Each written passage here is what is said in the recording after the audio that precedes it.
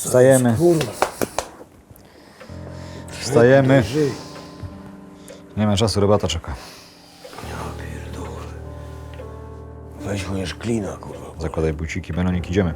Klina pierdolniesz kiedy indziej. Chlorze ty jeden.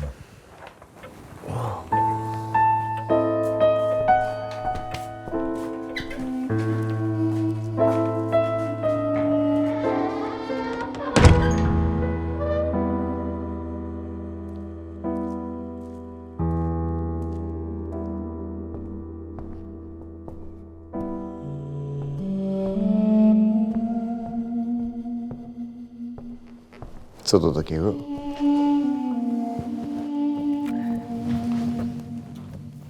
Początek gadziej indoktrynacji gadzich muszczków. Uważasz, że to nieprawdziwa historia? Jak mawiają, prawda jest dziwniejsza od fikcji. Zajrzyjmy do prawdziwych bibliotek.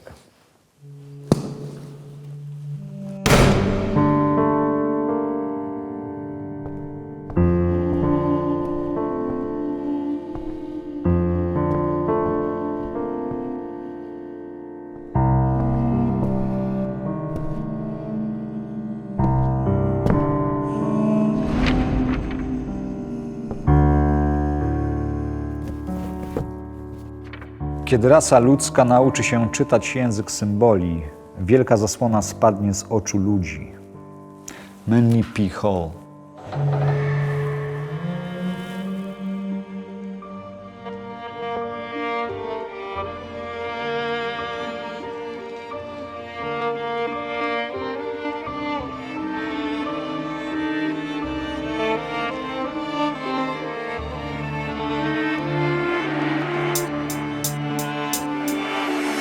To jak się czujesz jest wynikiem twej presji.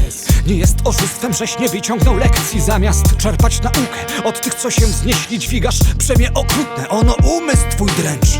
To stan umysłu, rzeczywistość nim również. Brakuje mi słów, by opisać tak trudne fenomeny, mój synu, jakie jawią się w naturze. Postaram się wyrazić to najprościej jak umiem. To co widzisz, to wynik częstotliwych drgań eteru. Drgają biliony razy na sekundę w pewnym celu. I to czyni materię barwną w dotyku twardą. Odbierasz ją zmysłami poprzez płaszczyznę bezwładną. Ona punktem centralnym, wzrostem międzywzgórzowym, gruczołem owalnym, tak zwanym rezonansowym. Wyświetlasz rzeczywistość, widząc kształty i formy, sczytując częstotliwości z płaszczyzny bezwładności. Wszechświat mentalny, wielowymiarowy, nie jest materialny, jakże prawią doktorzy fałszywych doktryn, aktorzy jezuickiej szkoły. Czas byś oszustwo odkrył, jakie wniósł ten pasożyt. Każda myśl wprawia w drganie eter niczym sieć pajęczą, jak dźwięk, choćby słowo, które dzieło twe wieńczą. Słowo ciałem się staje, czasem wychodzę zwycięsko, czasem głęboko ranię i stają się moją klęską. Wszystkie istoty utkane z najwyższego nawet nie wiedzą, jak nieświadomie świat ten kaleczą. W przypadek wierząc w materializm i pieniądz, na ślepo płyną donikąd. Iluzji rzeką jak wewnątrz, tak na zewnątrz. Dookoła jawią się same odbicia lustrzane. Sklepienie nieba sklepieniem twojej czaszki. Manifesty w naturze są doskonałe. Serce jak kozienia, nad nią łuki przyporowe klatki. Żebra są niczym zodiaki, tako nad ziemią jawi się nocne niebo jako brzuch matki. Nieliczni wiedzą, co jest nad nim, jak na górze, tak i na dole. Wszech rzeczy są fraktalne, niczym wzorzec zwany złotym podziałem. Astroanatomia kluczem mikro i makro, więzi wymiar ziemski, niczym duszę twoją ciało. 7 praw naturalnych niesie powiew wiatru do królestwa profanu, w myśl hermetycznych nauk. Niechaj wielkie arkana zdejmą urok czaru. Sprawia on, że ludzkość spoczywa wciąż w objęciach Tartaru.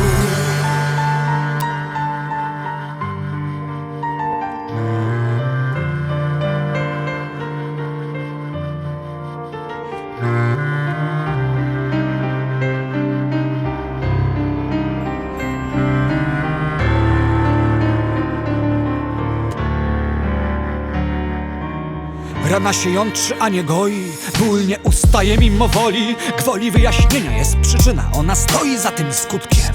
Jest to szóste prawo boskie, często związane ze smutkiem.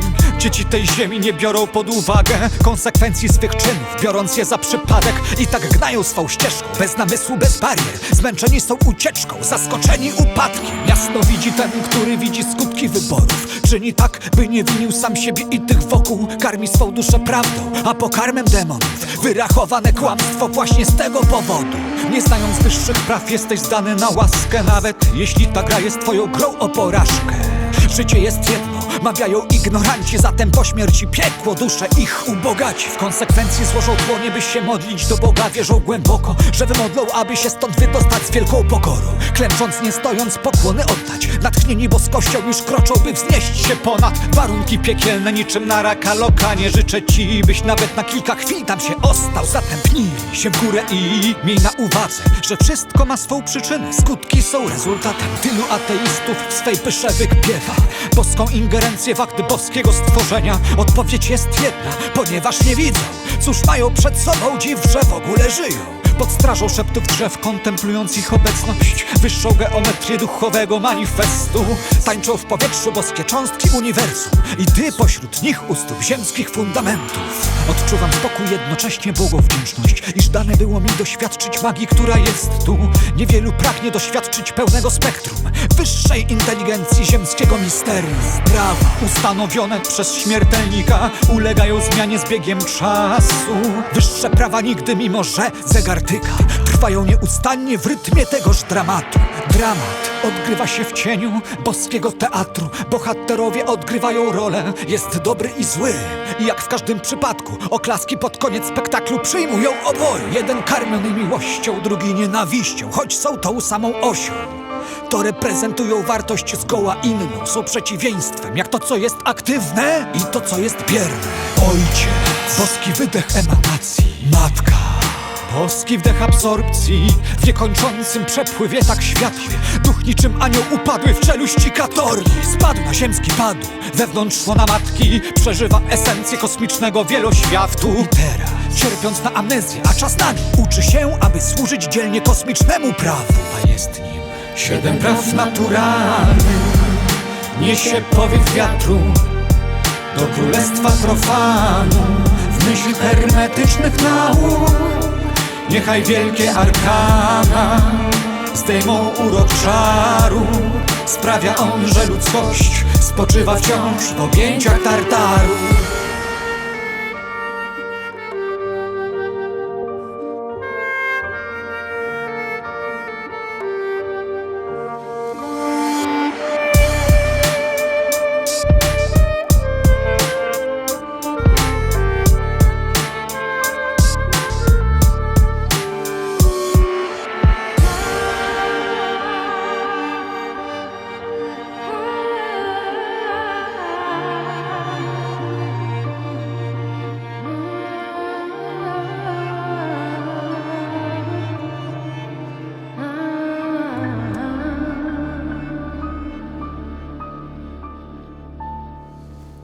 Dlaczego to wszystko zostało zapomniane? Ponieważ, mój drogi, ludzkość zaniedbała pamięć przodków, a władcy mrocznej wieży zadbali o zbiorową amnezję. My jako ludzkość dołożyliśmy wszelkich starań, by zagrzebać tożsamość. Więc naszą powinnością jest przypomnieć sobie o tym, co skrywane jest za kurtyną materii.